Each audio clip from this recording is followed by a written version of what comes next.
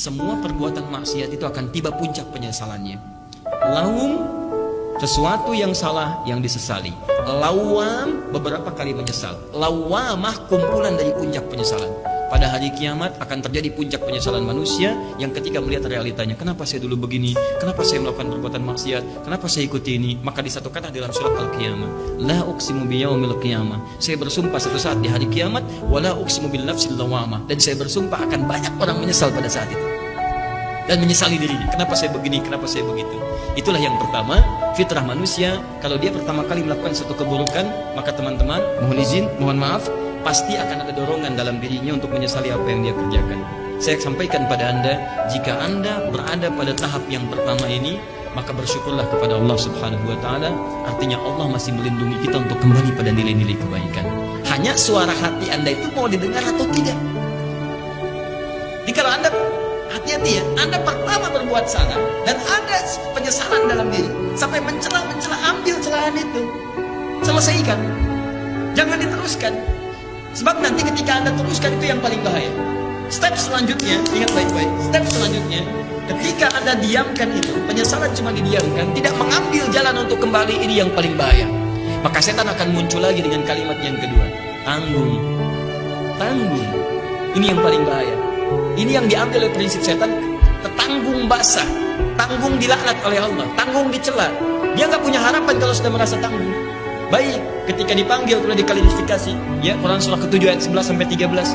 Ma mana'aka alla tasjuda idz amartuk? Kenapa kamu enggak mau sujud ketika saya perintahkan? Bukan karena sujudnya, tapi ini perintah saya. Apa jawabannya? Qala ana khairum minhu. Khalaqtani min nar wa khalaqtahu min tin.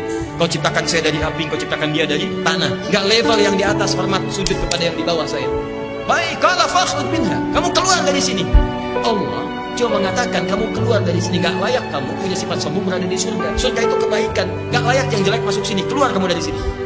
Keluar dia di lingkaran tertinggi, di lingkaran dekat dengan malaikat, nilai-nilai kebaikan. Keluar dari sini, dikeluarkan oleh Allah Subhanahu wa Ta'ala.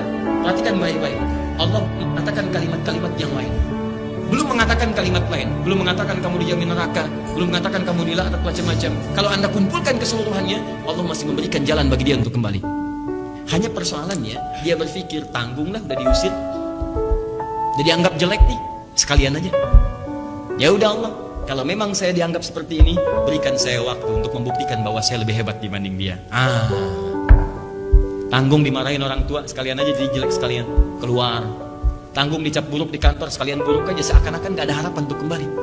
Tanggung sudah dicap sebagai orang yang buruk di masyarakat, tanggung sudah pernah masuk lapas, panggung pernah begitu.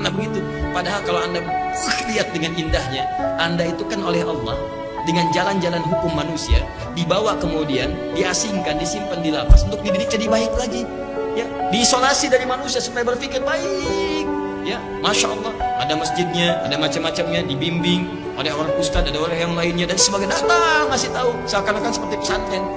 Keluar dari situ jadi baik. Tapi setan masuk, udah tanggung lah, di luar jelek, di sini jelek, di luar narkoba, masuk pesantren di situ untuk jadi baik, tapi malah bawa narkoba dari luar ke dalam, pasang. Di luar penjudi tangkap, wah, di dalam jadi bandar judi. Bahkan nurunkan ilmunya, ilmu judi. Ini siapa yang berbuat itu? Setan. Apa gambarannya? Tanggung.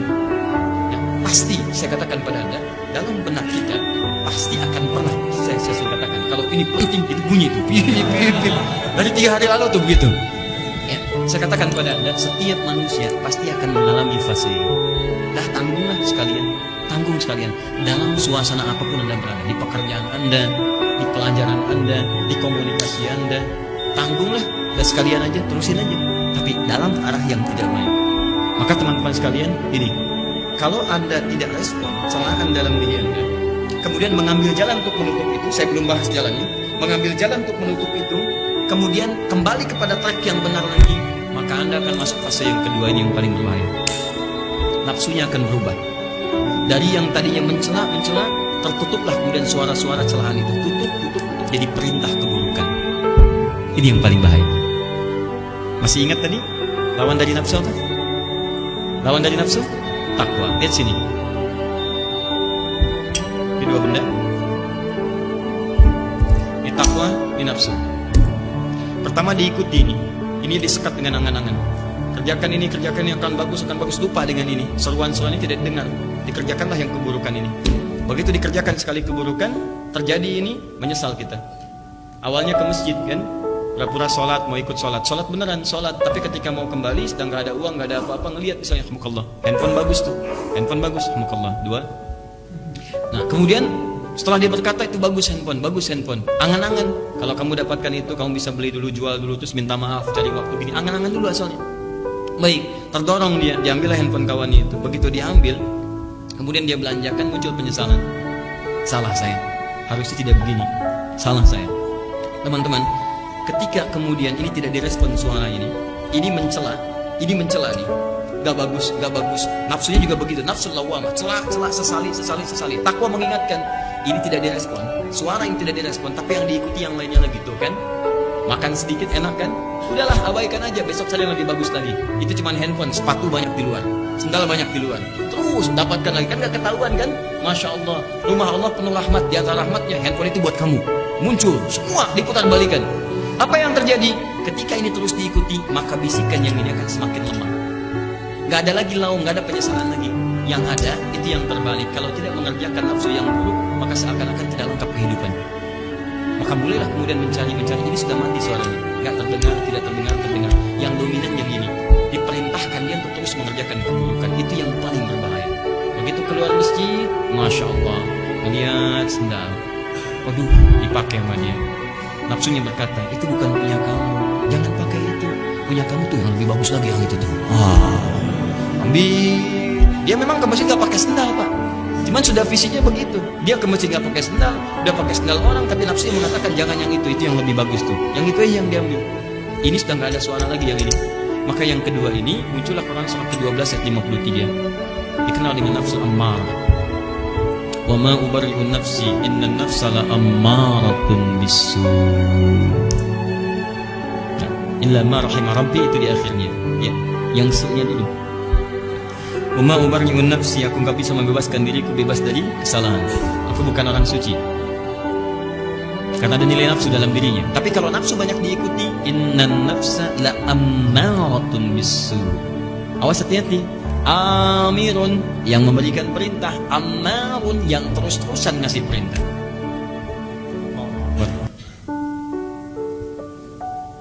Nah ini hapus dulu ini. Ammarah. Awas, ammarah itu bukan marah, marah itu ghadab namanya. Ya. Dia sedang ada amarah yang dimaksudkan bukan amarah dalam istilah Al-Quran. Amarah dalam istilah bahasa kita disebutnya marah.